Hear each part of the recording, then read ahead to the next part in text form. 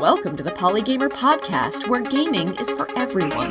Join us as we expand the boundaries of the gaming community. I'm your host, Ken Gagney, in this week's episode of Polygamer. Whatever it is that you may be struggling with, however overwhelming it may feel to you, I guarantee you there's someone else out there who's gone through the same thing and found a way out of it. That was Russ Pitts, one of the co-founders of Take This, a nonprofit that promotes the awareness and education of mental health issues in the gaming community. I'll be speaking with him and partner and co-founder Susan Arendt later on in the show. But first, some updates from the world of equality and diversity in gaming. AlterConf happened in New York City, AlterConf being a micro-convention that is traveling the country and debuted in Boston last month, hosted by Ash Dryden. I was able to attend the Boston event, but not the New York City one, and I'm wondering how it went. Do we have any followers who attended? Because based on what I saw on Twitter, it sounds like it went as well as it did in Boston, which is to say, excellently. At the Boston AlterConf, I was made aware of some of the works of Jonathan Mann, also known as the Song a Day Man, which is his handle on Twitter. Jonathan Mann, for over 2,000 days consecutively, has been producing a song a day, an original musical work of his own creation. Very often, if not always, having music videos on YouTube to accompany them. I have backed this artist on Kickstarter and now also on Patreon, and I discovered that some of his songs are quite in line with what we do here on Polygamer. There was a song he did in September of 2013 based on an audio recording Lee Alexander produced, which was a parody of a Grand Theft Auto 5 review. It was Mann's surprisingly catching music video which introduced me to the review, in which Lee Alexander has the line, "Games are about being powerful and having your way." And I think maybe intuitively I knew that, but I'd never heard it expressed so simply and directly. And it made me realize that that may be one of the issues that's causing this tension in the gaming community nowadays as we evolve from games that are exclusively about being powerful to games that are exploring other topics. I think it's very important to have games that make you feel powerful. They're a lot of fun, and they fulfill a need that I think all of us have at one point or another. But then we have games like Depression Quest or Actual Sunlight, or games where your character is from a less privileged minority than the straight white cisgendered male, and those games may not make you feel as powerful as you're accustomed to, while nonetheless serving a narrative purpose. And I'm wondering if maybe there are traditional gamers out there who feel uncomfortable or threatened by these sorts of situations or games. That's something I'll want to explore in a later episode of Polygamer, perhaps by speaking to game developers or Jonathan Mann, or playing some of those games on my other podcast, IndieCider, which you can find at indiesider.net. Another recent video that Jonathan Mann did that you should check out came out in September of 2014, and that is his response to Dr. Christina Summers, who recently published a video saying that video games are not sexist. He took her audio, auto-tuned it, and offered a response. And of course, his video got a lot of hate comments on YouTube, and also a lot of views. So good for him, Mr. Jonathan Mann. Thank you for being an ally and taking this fight to the public venue. Links to all these videos will be in the show notes, which you can find at polygamer.net. You can also find us on Twitter at Gamebits, and you're welcome to send feedback to the show at feedback@polygamer.net. We are on Google+, and we are working on developing a Facebook page as well, so we'll be there soon. Speaking of Polygamer, this is the first episode that is exclusively audio, and I hope you'll find two differences between this and previous episodes. One is perhaps slightly improved audio quality. Please drop us a line if you think this is more pleasant to listen to now, that there is no video component that has to be accommodated. And two, since we didn't have to record a video, it made it a lot easier to have two guests on this show simultaneously. For your listening pleasure, this week I'm interviewing Mr. Russ Pitts and Ms. Susan Arendt, co-founders of Take This. I've worked with Susan a couple of times. She has been on two different PAX East panels that I've moderated. This is the first time I'll be speaking with Mr. Russ Pitts, but as you'll hear at the end of the show, in a parallel dimension and an entirely different industry, we may have been co-workers 10 years ago. This episode deals with some rather heavy topics, which means that I'm going to try to bring on some more lighthearted topics in future episodes, but for this episode, it may require a trigger warning for some non-graphic discussion regarding depression and suicide. It is nonetheless an encouraging and hopeful message that this episode has, and it is an important topic to be discussing. So I don't know if it's appropriate to say enjoy the episode, but I do hope that you find it valuable. Thank you for listening. Today I have the honor of interviewing not one, but two publishing professionals from the gaming industry. Welcome to Susan Arendt and Russ Pitts. Hello. Hello. Hello. So you two have storied histories in gaming journalism. Susan, you are the managing editor of Joystick, former editor-in-chief of The Escapist, and PAX panelist extraordinaire. Yes, I am. I have been all of those things. I have been on many PAX panels, indeed.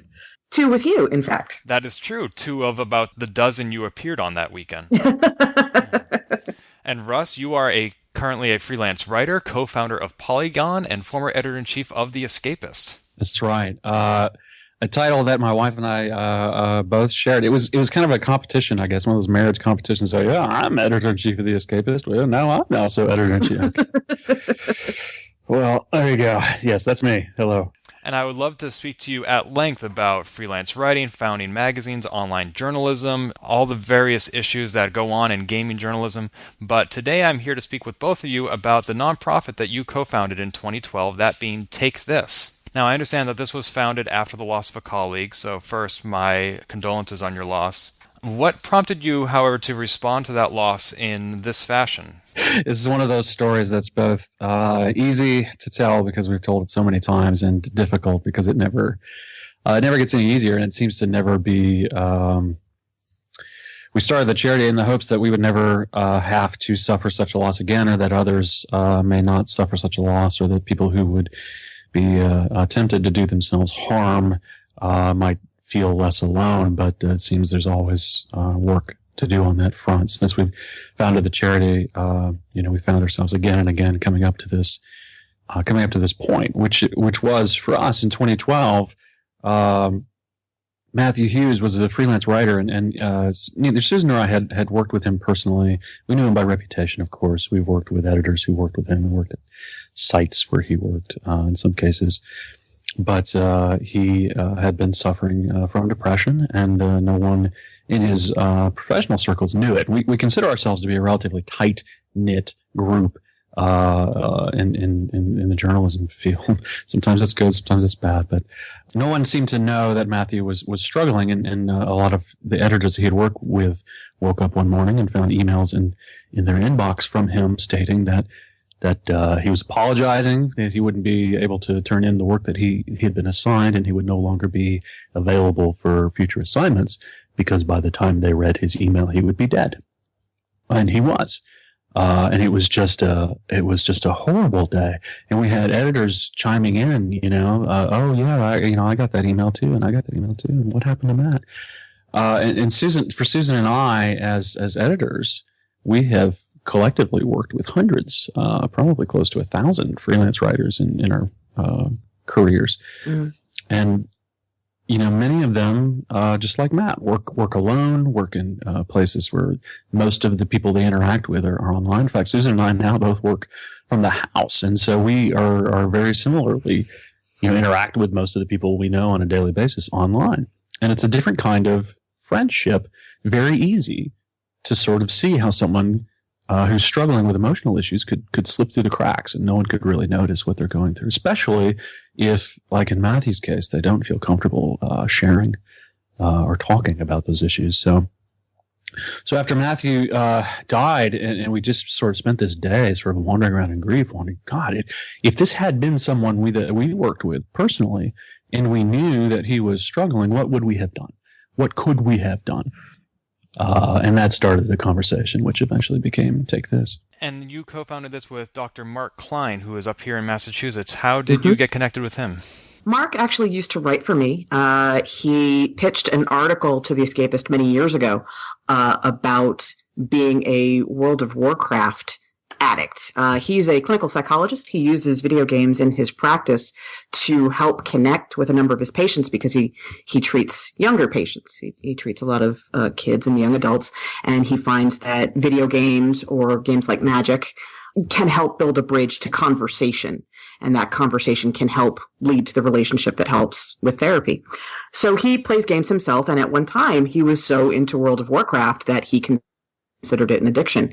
So many years ago, he pitched an article about that, and that eventually led to him writing a column for The Escapist called Ask Dr. Mark, in which he covered the kinds of topics that would be relevant to that audience, not specifically always about gaming, but about gaming culture, online culture, worrying that maybe you're spending too much time online, and how do you know where the line is? He got a lot of questions about how do I balance being a parent with gaming, things like that. So I've had a relationship with Mark for years, and known the benefit of having somebody who understands that world. There's a lot of misconceptions and misunderstandings about what gaming is when it comes to the mental health profession. So having somebody who was actually in it was immensely beneficial, I felt. So he was the natural person to bring on to this because he could speak the language. You said there are some misconceptions about gaming in the mental health world. Maybe this is a better question for Dr. Klein, but what sort of misconceptions would those be? Well, that games are all violent, that gaming is an addiction, that gaming is nothing but negative and bad. If you don't know much about, and this is true for anybody, really, but if you don't know much about video games, then what you do know tends to come through reports you see on TV, which tend to be about the sensationalized negative aspect of gaming. Here's the game where you can beat up women and shoot innocent civilians, as opposed to, you're never going to see a feature about something like Journey on the Today Show. They're not going to cover that. They're going to cover GTA.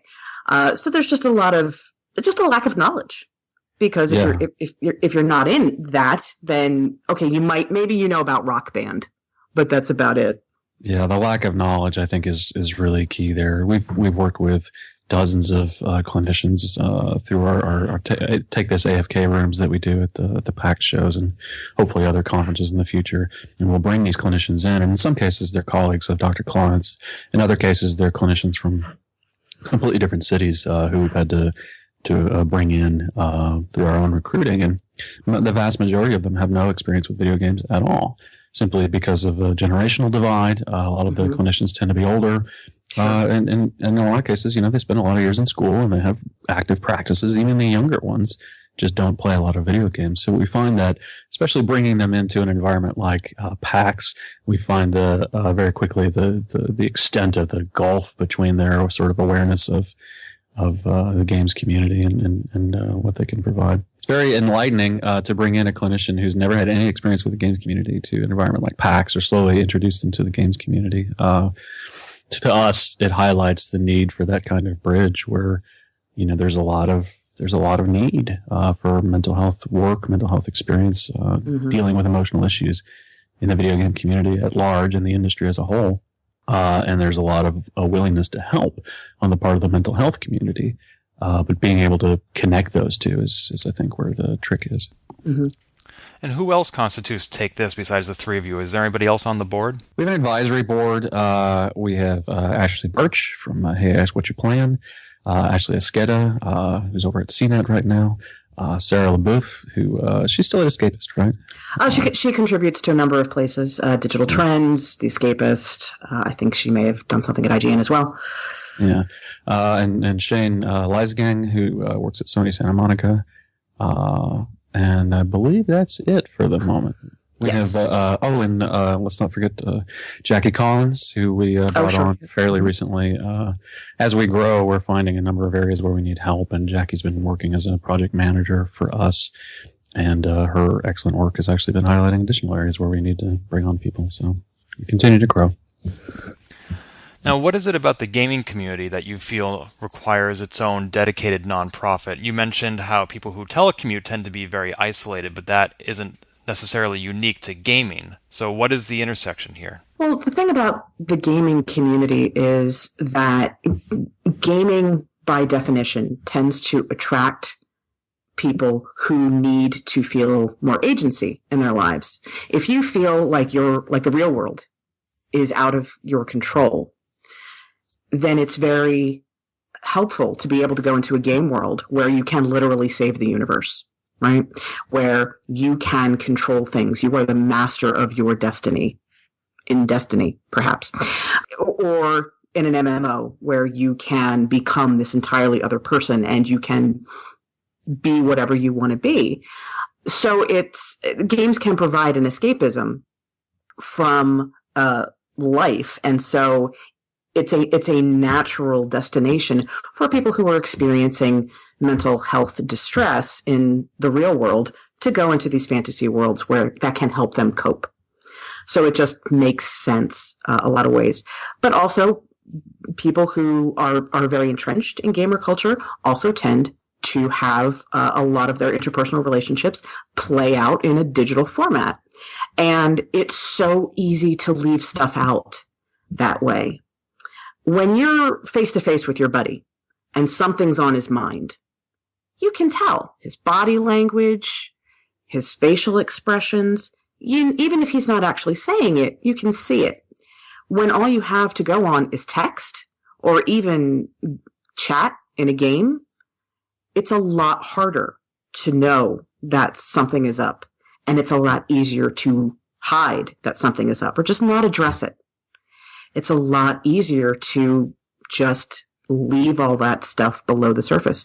So while, no, the game community is not unique in the respect that it deals with mental health issues. I think that the statistic is 1 in 4 adults has some sort of mental health issue.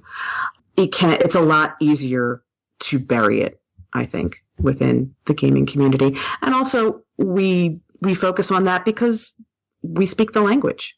These are our people. We know what it's like here.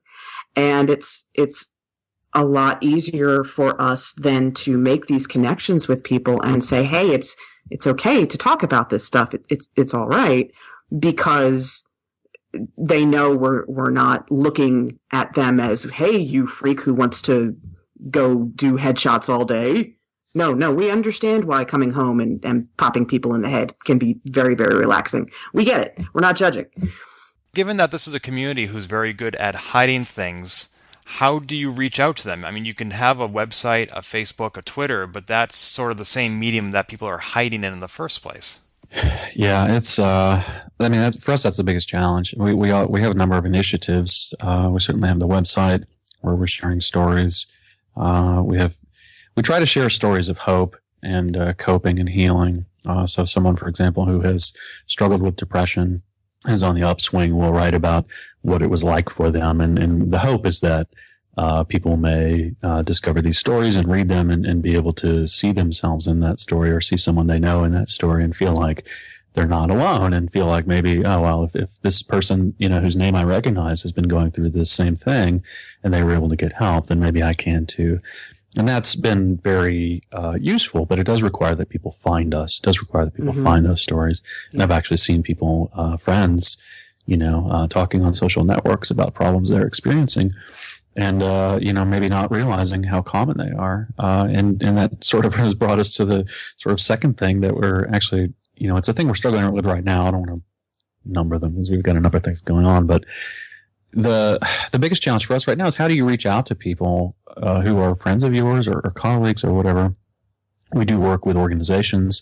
So on the, manager level, how do you reach out to employees who are struggling? And how do you offer them help or how do you broach that subject? It's really tricky.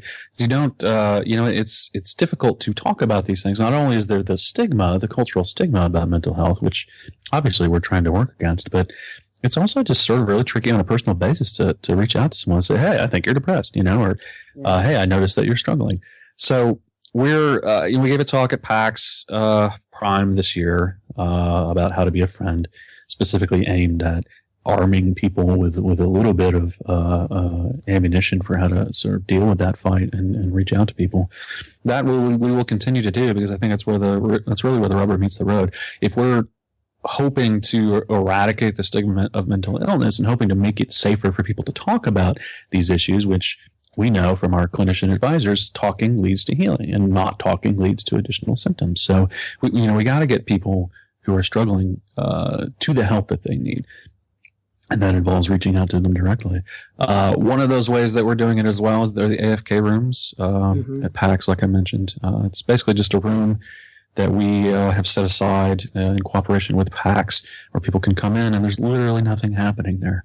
And people can come and if they're overstimulated, a lot of people who suffer from emotional issues get overstimulated or struggle in environments like a video game convention or a comic book convention. And so we have the AFK room where they can come and they can take a break, and there's comfortable furniture or beanbags. And we staff those rooms with clinicians, with certified clinicians who are there just in case. Or if someone comes in and they need, a little bit of help coping, we're there for them. At PAX Prime recently, we had a number of people come in crisis. We had one young woman bring in her friend who was struggling with thoughts of suicide and had actually worked out a plan to take her own life at the show that weekend. And so we had a protocol for that. Our clinicians jumped in and de-escalated the young woman and her friend and got them to the EMTs and took care of that situation. So it's not, it's not just enough, we think, to have that sort of quiet room. We need to have the clinical help there as well. And that's great for that one circumstance for PAX. How do we do that sort of thing? How do we provide that sort of outreach? How do we expose people to the idea of getting help with emotional issues in general in larger environments? And that's ongoing. That's part of what we do at our talks. I talked at the GDC last year. We're reaching out directly to employers, to video game studios who internally struggle with these issues. And we'll be holding more events at takethis.org, hopefully to spread that word.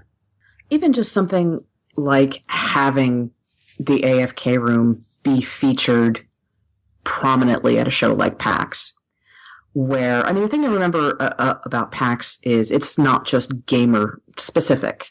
It's sort of a wider swath of the culture. So people who wouldn't normally intersect with perhaps me and Russ still see that there's this dedicated space at this show that acknowledges, hey, the show might be a little too intense for you at times. Because put somebody with any flavor of anxiety condition into a show like PAX, at some point they are more than likely going to feel uncomfortable. Because it's crowded, it's noisy, it's hot. There's all sorts of stressors at that show. So having a space that says, we get it, not a problem, here's a place where you can help cope with that, normalizes these issues. And it's no different than, here's where you go to get cash to buy stuff, here's where you go get food, here's where you go chill out when you're freaked out because of the show. And by normalizing it, makes it then okay, or at least less difficult, to say, oh my gosh, I need that.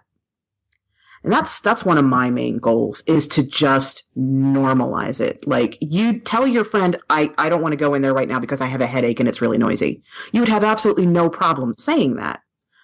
My goal is for people to be as comfortable saying, I can't go in there because it's just making me really, really anxious and I just can't go in there right now.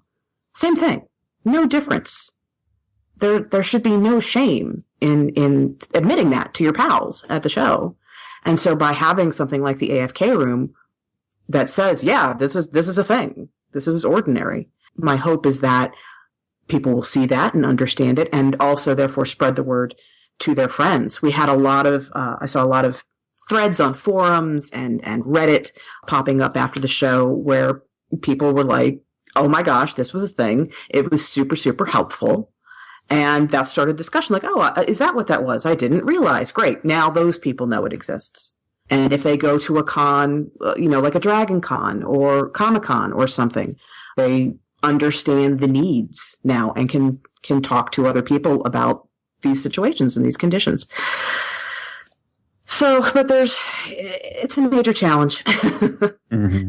to get that info out there. Have you ever gotten any pushback from people who feel that events like PAX are becoming too touchy-feely, or that you're taking the fun away from games? Nope.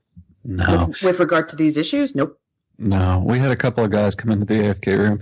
PAX, our cooperation with PAX is sort of ongoing, and they're always trying new things. And one of the things that they have done fairly recently to sort of get more traffic to things that they want people to see, or rooms or booths or whatever that may be on the fringe, is this sort of hide and seek QR code scavenger hunt game where they'll paste these little QR codes all over the building, and people can collect them. If they collect them all, I guess they get a prize. So they wanted us to have one of those QR codes in our room so that people would be more aware of the room. And whether it was through that or not, definitely people were way more aware of the room at Prime than at PAX East. I think at PAX East we had 500 visitors total, and at PAX Prime we had 500 per day. Right? Yeah. So 4 times roughly.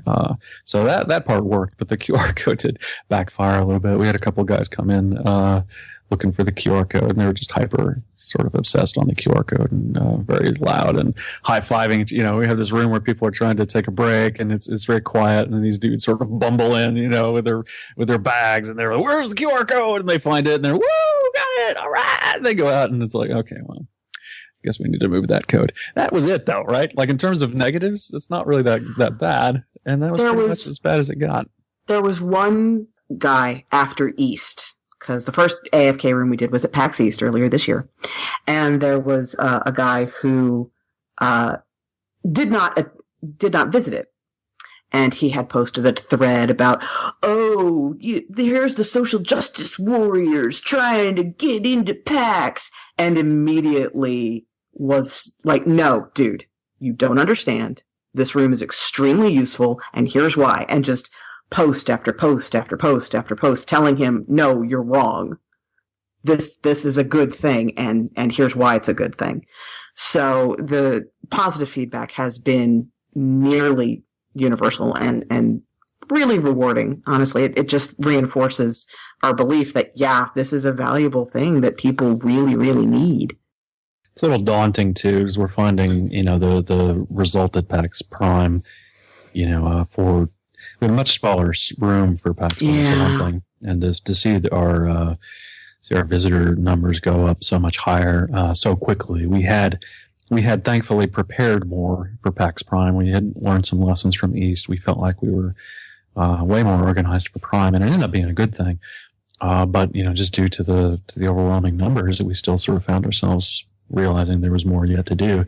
And that's been kind of the case for everything we've done at Take This. We feel like, you know, we'll go in, we'll decide we need to do something like the AFK rooms. We'll feel like, well, there might be a demand for this, right? Or there might be, this might be something valuable. And then when we do it, we find, yeah, it's way more valuable than we even thought we could. So we're continually in this cycle where no matter, you know, how organized we think we are, there's more need for what we're doing than we can sort of satisfy. So it's, you know, it's like it's just weird. You know, we find ourselves in this sort of odd dichotomy with Take This, where it's you know, on the one hand, there's a lot of demand for what we're doing, which is great. On the other hand, that's really not great.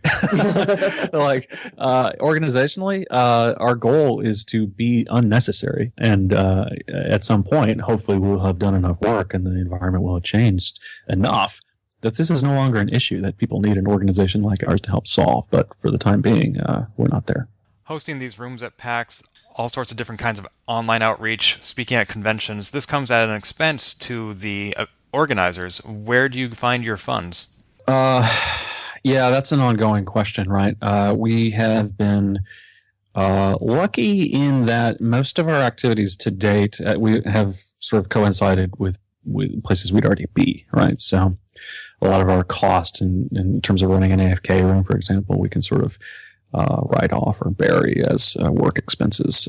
For us being there already as journalists, Dr. Klein is based in Boston, so having him at PAX East was no big thing. Donated his time. Yeah, very kindly donated his time. But the more we do, the more we find that we are needing additional funds. We'll need to fly people out to, you know, whatever our next event is going to be. We'll need to start compensating clinicians, most of whom have also donated their time, and that's not a small thing. We had, I forget the numbers off the top of my head, I think 15, somewhere in the neighborhood of 15 licensed clinicians at PAX Prime volunteering their time for the AFK room. And if you're not familiar, you know, clinicians can bill their time at anywhere from $100 to $200 an hour, right? Yeah. So for them to donate 4 days. Yeah. So for 4 days, people working 8-hour shifts in the AFK room for us, that's a extremely generous donation, and we're happy, you know, that we have been able to find people willing to donate that time. That will not always be the case. So we have gotten some generous donations, and that so far has allowed us to do what we've been able to do. We're more or less at break even as an organization right now. As we continue to expand, we will need to we'll need to do annual fundraisers. We will need to bring in additional donations. We will need to look for sponsors for the AFK room, for example, and that process is ongoing. And that's not even to count the time that we put in ourselves. I put in prior to PAX Prime. I think I put in something like 80 hours over a week and a half, 2 weeks, just preparing for PAX Prime, doing things like redoing the website. Like who's who's the webmaster? That's me.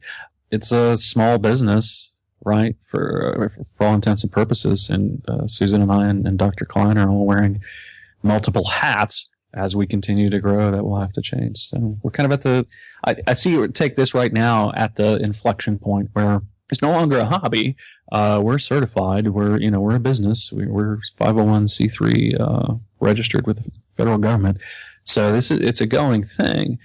We are currently at break even, which is great. Will this become a lasting organization that can continue to do good? Honestly, I don't know. That really depends on how willing people will be to support us. And what kind of support do you need? How can people volunteer and help with your organization? Honestly, donations, really. I mean, it always makes me feel uncomfortable saying, hey, we could use some money. But as Russ points out, if we're going to continue to grow and help people, there are bills to pay. There are certain costs associated with that. So buy a t-shirt, buy a pin. Just, donate $5. If you've got $5, that's super helpful. It doesn't sound like it should be, but it is. I mean, it genuinely is. Yeah, takethis.org/merchandise is where people can find things if they, if you want a tangible item.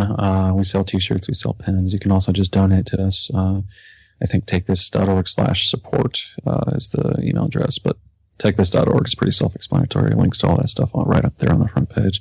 We also need help, in social media messaging. We need help in grant writing and copywriting, web maintenance and design. We need help at all the places where we have AFK rooms.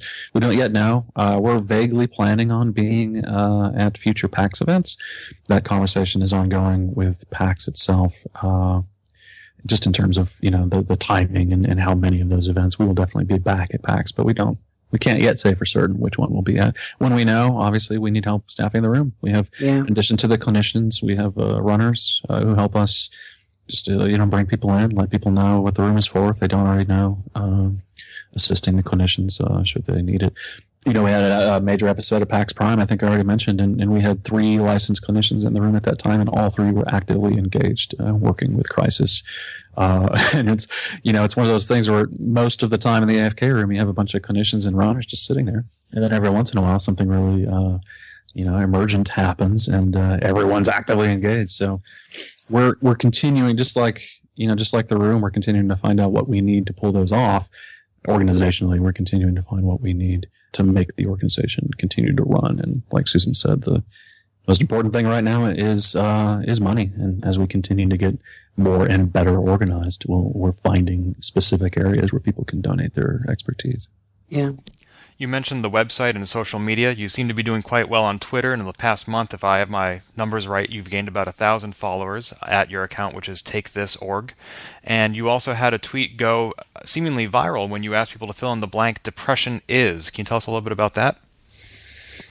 Yeah, that was, leading up to PAX Prime, we wanted more people to be aware of Take This. Obviously, we had the room. We wanted people to know what we were for, so when they saw us on the map, they had some idea of what was going on. We also just wanted to get more numbers up. We are trying to spread this message of hope and healing and awareness. And the more people who follow TakeThis.org, obviously, the broader that message will go. So people were talking about depression a lot that week. I'm trying to remember back now, because when who manages the social media? Well, that's us. Okay, so what was I doing? What were we doing back then? And Susan had written this excellent post responding to the suicide of Robin Williams, a very well-known comedian, and one of those people who unfortunately fits right into that sphere of what we're doing. Amazing talent. Hugely inspirational and entertaining human who was struggling with depression, and many people didn't know it, right? And you look at someone like Robin Williams and you think, holy cow, if a guy like that can be struggling, well, then this can affect anybody. And exactly, right? That's the point. It can affect anybody. And we think that, it's just horribly tragic. But seeing Robin Williams, of all people, just made a lot of people think, who else might they know, right? And what is this depression thing anyway? Is it just being sad? Is it, is it a thing you can just sort of think yourself out of? That's the thing with depression, because everybody, no matter what, gets depressed at some point, because depression is a natural part of life. You lose your job, you lose a loved one, maybe your grandma passes away, you break up with someone, you get depressed. That is a normal part of that emotional process. And so because, unlike maybe something like social anxiety, depression is something that just about everybody experiences at one point or another, they believe that when you say, I suffer from depression, they know what that means. Oh, well, I was depressed. Just cheer up.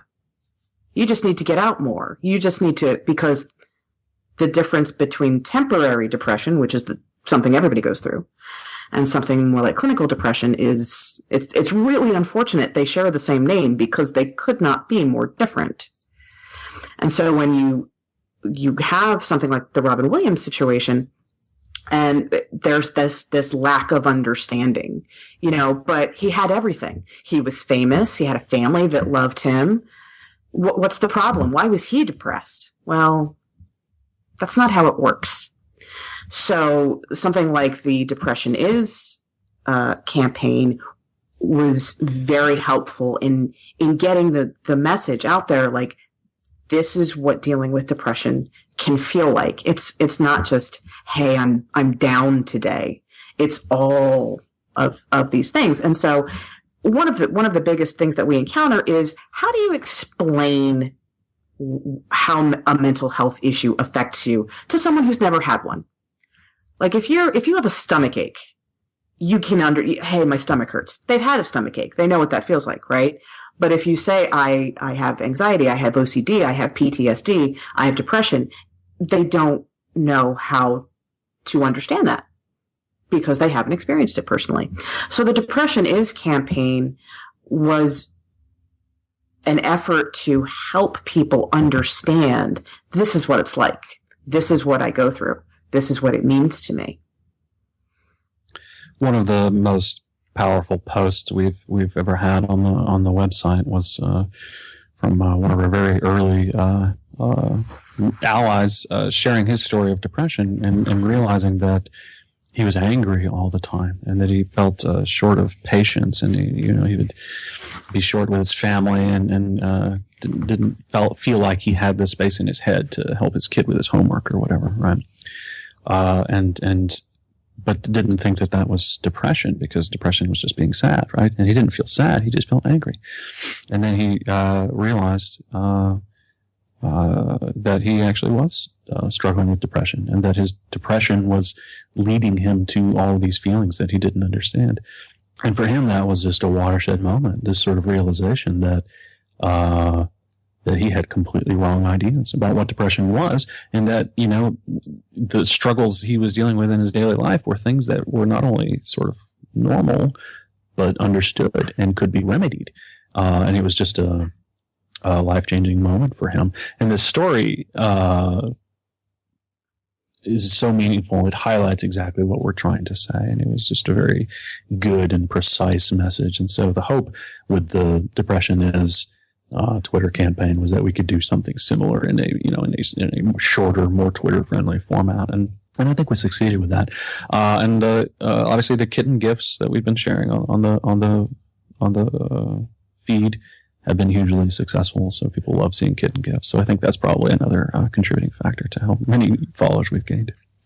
Well, nothing normalizes anything else like cats do. Right. Everybody relates to cats. That's right. Especially when they explode all over your living room. Yeah, well, nothing will bond you faster with people than talking about your pet's bad behavior. I kid you not. Absolutely, because it happens to everybody. It's a great normalizer. Like, oh my God, my dog ate my shoes. Oh, I hear you. My dog ate my controller cable. Yeah. Well, you touch on actually something that we've actually been talking a lot about internally is that we have found that, you know, even as successful as the Twitter campaigns have been recently, there's still it's still somewhat muted, right? Like Susan and I both have social media presences. We work with people and organizations that have social media presences, and so we can sort of track how well we would expect something to do.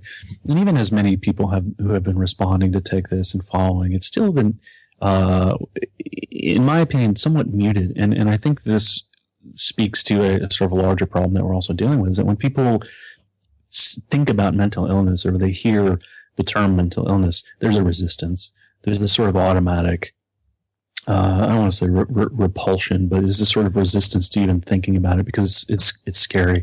It's a recoiling. It's a recoiling, yeah. Yeah.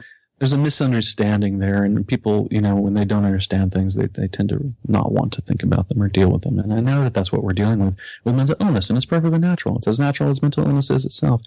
So as an organization, we're looking at that. How can we, you know, talk about these issues? How do we talk about depression in a way that's going to be helpful? It isn't going to automatically turn somebody off because we're talking about depression, right? Yeah.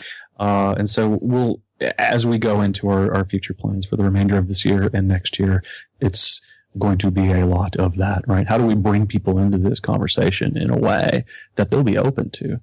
Because this is not just a conversation for people who are struggling with emotional issues.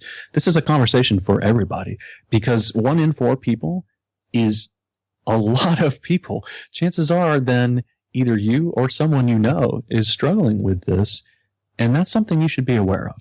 I wish we had these kinds of conversations years ago, because I think the work you're doing to normalize and publicize these issues is one of the most important things you could be doing. I've known throughout my life various people who had depression or bipolar disorder, and I knew what that wasn't. I knew it wasn't anything I'd ever experienced, but I didn't know what it was, and I didn't know how to relate to it. Right. And my first experience where I actually started to finally grok what that was spring of last year, when Ali Brosh published her Hyperbole and a Half comic all about depression. Yep. And then earlier this year, I played Depression Quest. And then a few months later, I played a game called Gone by Logan Harrington. And all these things finally started, you know, building off each other. And I'm like, I get it finally. And I finally realized what a shitty friend I'd been to all these people without even realizing it. Ken, you're not a bad friend, and just the fact that you're concerned about that and willing to sort of look at your own behavior suggests you're actually a pretty good friend. That it's not at all uncommon to have no idea how to deal with these issues, or even to not be aware of them. That's, you know, it's kind of why we're here. Exactly. One of the things that we've been trying to do with our panels when we actually talk to the public, at first we just wanted to literally just say it's okay to say these things out loud, right? Like, my brain doesn't work entirely according to spec. And that's okay, because guess what? My eyes don't work entirely according to spec either. I gotta wear glasses. It's just a thing, right? Mm-hmm. So that was what we did with our first number of panels. And after that, we started wanting to give people tangible tools and strategies for talking to people, like talking to their friends about, okay, so you have depression. I would like to understand what that means. I have no idea how to talk to you about that. So, you know, here are some ways to actually have that conversation, because it's not an easy conversation on either side. You know, people who have mental health issues are typically very worried about how their friends are going to react. Like, you don't want to be that guy or that girl who's, you know, always down, or is the bummer, or is the killjoy, or, you know, you don't want to be that person, so you tend not to bring it up. Or you don't want to see your friends kind of backing away from you, not literally, of course. But knowing that it makes people uncomfortable, it's tough to bring up, and that's not fair. You should be able to talk about these things with your friends. So we try to give people actual real world things that they can say and do. And that's what our most recent panel was about, how to be a friend, is, okay, how do you listen to someone who is going through something? And the great thing about it is it's great for any situation. It doesn't specifically deal with mental health stuff. It's anytime your friend needs to talk, but it is particularly applicable to when your friend needs to talk. And for just one example that I think translates the most to these situations is, it is not your role as friend to try and fix it. You want to, because it's your friend and you can see that they're suffering and you care about them. And your natural inclination is to make that go away and make it all okay. Not your job, first of all, not your role. And you probably can't. And that's okay. Lots of times, by putting what you're unwittingly doing with your friend when you're trying to fix it is now you're putting them in the awkward position of telling them that's not going to work. You're not helping. And now that's making it harder for them to talk to you about what's going on, because now they don't want to hurt your feelings because they know you're trying to be kind. And now it's like, could you please stop sending me the cute animal pictures? That's not where I am right now. I know what you're trying to do, and I really appreciate that. But. And also those attempts that you mentioned to try to fix a problem. You just talked about how gamers need agency. When someone's trying to fix you, they're taking away your agency to be who you are. Mm-hmm. Yeah, it's okay to not know, to not have an answer. It is perfectly okay. We as gamers are really, really programmed to try and solve the puzzle, to try and defeat the challenge, right? And in dealing with these issues, sometimes that's just simply not possible. You don't know the answer. There is no solution. It's just a thing that is. And that makes people very uncomfortable for a number of reasons. And that's just something that you have to kind of internalize and accept. And that's where a lot of the reluctance to talk about these things can come from, is, I don't know what to do. Like, you're upset and you're telling me these things and I don't know what to do. Well, it's okay. You don't have to know what to do. You just got to be there and make your friend understand that it is okay for them to be telling you these things. Because getting it out, just being able to say stuff is huge, huge. I had a moment. This is such a small and silly thing, but it was so incredibly meaningful for me. It's really hard for people who don't have anxiety or other issues to understand. When I am working at a show, I get very wrapped up in minor details, like what I'm going to wear that day. What are people going to think of me when I wear this? Are they going to think that this is a dumb choice? What if they see me wearing the Serenity t-shirt? What does that look unprofessional? Like these, and it gets into a feedback loop in my head. And Sarah LaBeouf, a Take This board member, and I often room together when we're working at a show. And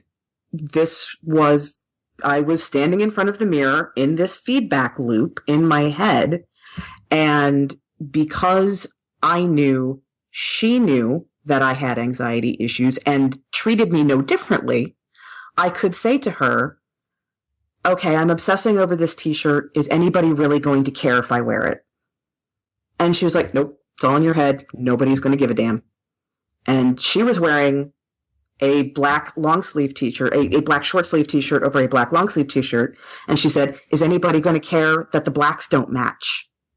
Because that was what was going through her head in a feedback loop. And I was like, nope, no one's going to notice. No one's going to care.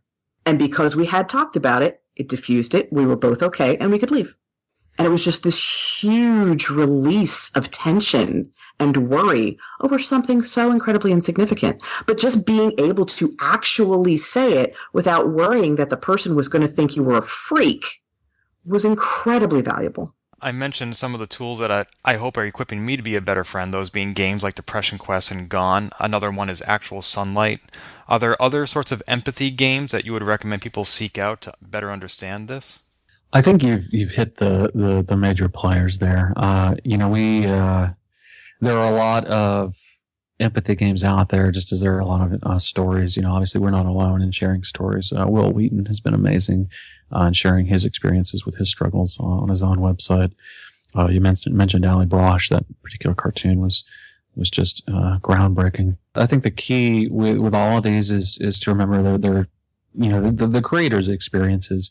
We we have, we just have a single guideline. We have a couple guidelines for things we share at Take This. They have to be positive. They have to be messages of coping and healing. And then, beyond that, though, we're happy to share whatever our members and our readers are willing to share with us through Take This. But the thing, we do ask people to keep in mind is those are the creator's own personal experiences. And those will all be different, and they may mean something to you. They may not. They may be positive to you. They may, they may not be. So I think people have asked us at times, to endorse or to recommend. I'm talking to someone right now who's creating an empathy game and, wants to be able just to put a link to Take This at the end of it. And, well, sure, I guess. I don't know. It's, these are things we have to think about as an organization. What does it mean if we allow someone to put our name in? Does it mean we're endorsing it? And what does that mean if we're endorsing it? Gosh, I don't even know. But in terms of what is out there and available, and you hit on a bunch of really great ones. I think Susan had another one. Polygamer. That's a particularly powerful game, especially because it involves a child. And for those who aren't familiar, it tells the story of a young boy who is dealing with an alcoholic parent and the emotional turmoil that causes. And so while that's not specifically in what we're talking about, it's definitely tangential, and it's an experience that a lot of people who end up dealing with mental health issues can relate to. I heard on the Less Than or Equal podcast that sometimes these games hit a little bit too close to home, and they can actually be very difficult for people to play who can empathize with these situations. Well, sure. I mean, and that's hearing others' stories. I mean, I read all of the submissions to our site, so I hear, I share these experiences with people. And obviously it's very difficult because if you've had any issues yourself, it touches you in very particular ways and very vulnerable spots. And so it can be a very emotional experience. Does that necessarily make it bad? No. Does that necessarily make it good? No. It's very tough because these are such very personal things. Like, two people who have depression will not necessarily experience it in the same way. Two people who have PTSD will not experience it in necessarily the same way. So yeah, absolutely. They can. Sure. In much the same way that, if you watch a movie in which a character has suffered a trauma, that can resonate with you. I think that highlights a sort of hidden cost. You mentioned earlier the cost to us as organizers. That's one of the hidden costs.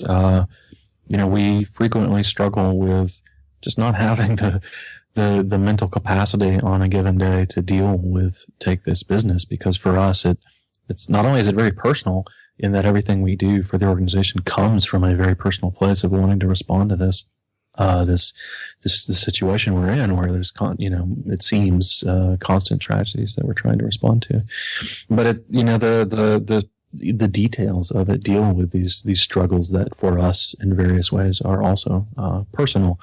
And so that's we joke that that we do the AFK rooms at PAX.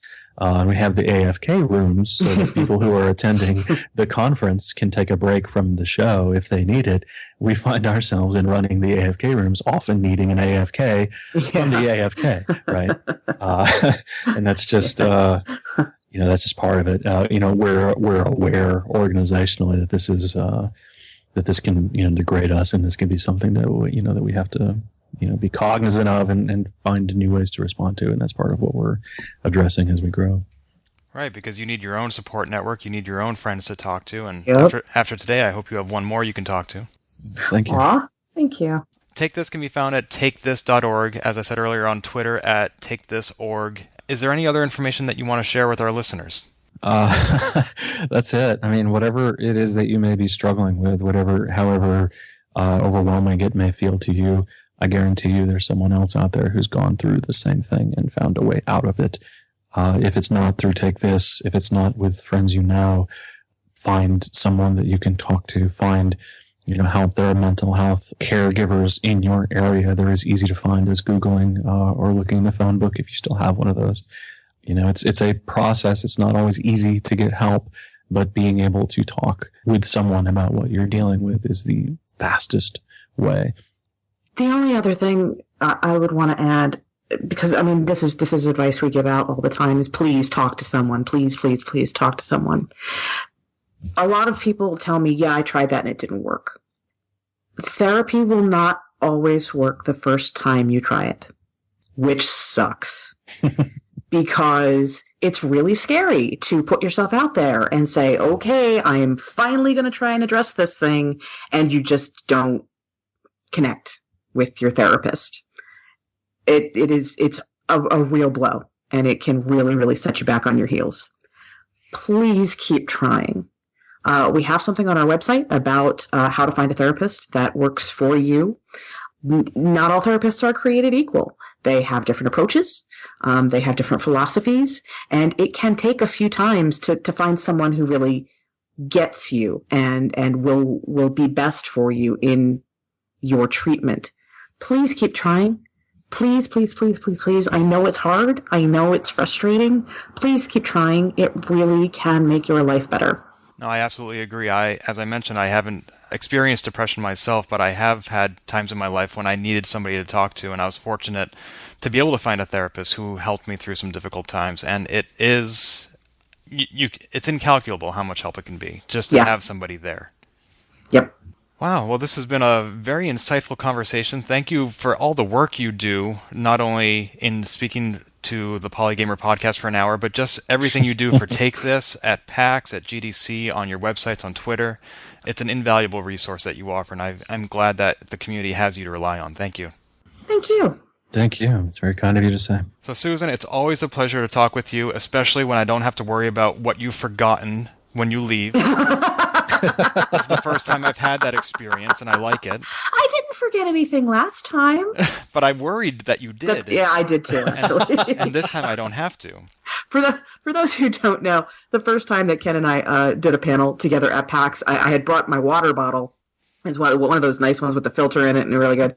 And I had to go directly from that panel to the airport, left the water bottle sitting on the table, completely forgot it. And Ken was kind enough to send it to me afterwards. And for all the work I do in gaming journalism and podcasts and YouTube, a few months later, I was at a press screening of a film, and I ended up sitting next to Bob Chipman of The Escapist magazine.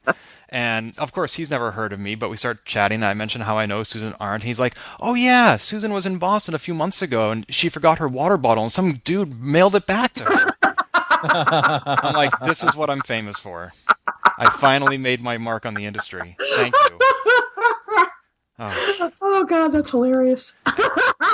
And Russ, it's a pleasure to finally meet you, and I say finally because our paths almost crossed a decade ago. Oh my goodness, really? When was this? Well, in 2004, my own career was at a crossroads when I simultaneously received 2 job offers, and I had to decide which I wanted to be, a high school English teacher or a company manager of Foothills Theater.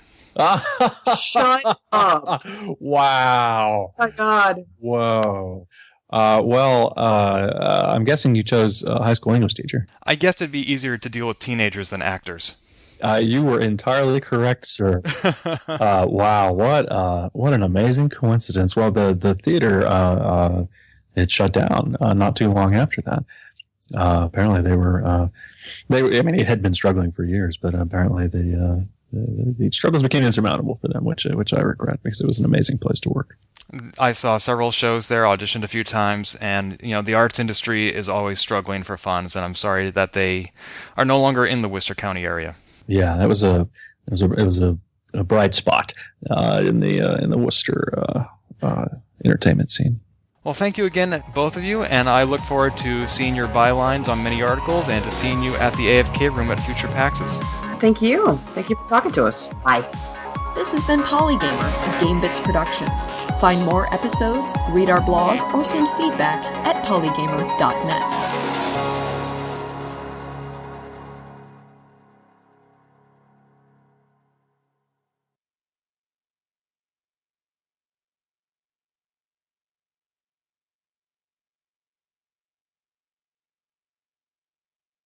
How are you today? I am, well, okay. My morning got off to a bit of an odd start as my cat exploded all over my living room.